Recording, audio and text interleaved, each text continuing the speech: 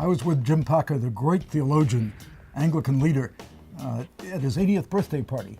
And this man who's written all these books was asked a question, what's the biggest need of the church today? And he said, the biggest need is for the church to catechize itself. That is, to learn what it believes, to take the discipline to study, and to be able to then winsomely engage people. He was addressing the very thing that I've addressed today, and that is 57% of evangelical Christians say theirs is not the only truth. There's only one truth, and Christians have to understand this and understand what constitutes that truth. What are the propositions that all true Christians, non-negotiable, the irreducible minimum that we must understand and believe, and then be able to present to the world. And that's why I wrote the book, The Faith.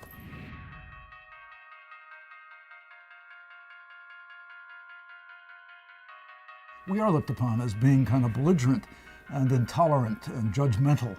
There's a book out by Gabe Lyons and Dave Kinnaman called Unchristian, which really indicts us as a church for this kind of behavior.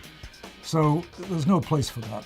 The only way we should show ourselves to the world is by our love. They should see our love for one another, which is why the early church, the first century church, grew. As Tertullian said, people were saying, my, how they love each other. And so we should be showing a loving community to the world. But that doesn't mean you compromise. Love doesn't mean you compromise. Love means you love someone so much you're willing to tell them the truth. But how do you teach your kids?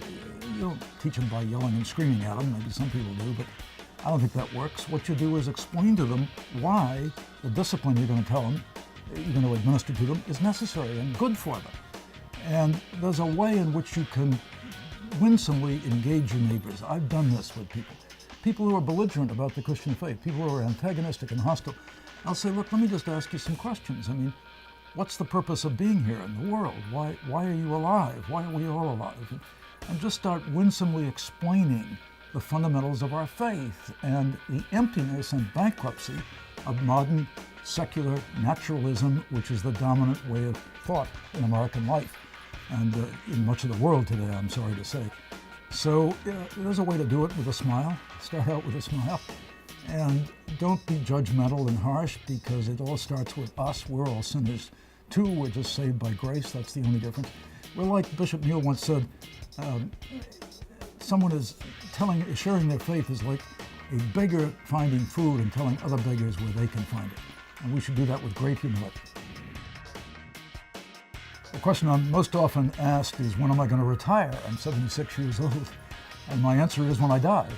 And the reason is because one of the great joys of being a Christian is that you have a purpose for living.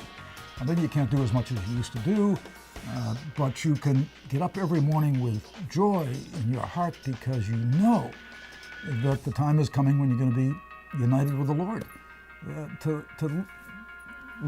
To live as Christ, to die as gain, the scripture tells us. Paul writes that. And he's absolutely right.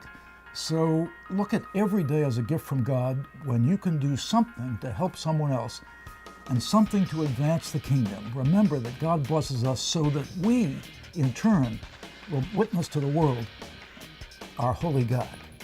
And so it's how you live in insignificant ways. I wrote a book called Loving God, which Bill mentioned today, and the last chapter is about a woman by the name of Murdy Howell.